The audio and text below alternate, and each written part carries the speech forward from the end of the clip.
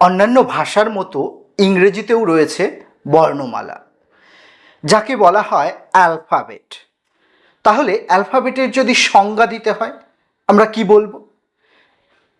ইংরেজিতে এ থেকে জেড পর্যন্ত যে 26টি বর্ণ রয়েছে তাদেরকেই বলে alphabet.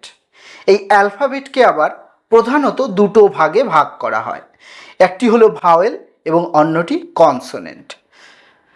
A, E, I, O, U এই 5টিকে বলে ভাওয়েল এবং বাকি যে 21টি রইল তাদেরকে বলে কনসোনেন্ট।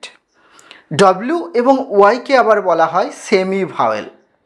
তাহলে ভাওয়েল কাকে বলে, কনসোনেন্ট কাকে বলে, বা সেমি ভাওয়েলই বা কী, এই সম্পর্কে যদি পুরো জানতে চাও তাহলে দেখে নাও নিচে দেওয়া ভিডিওটি।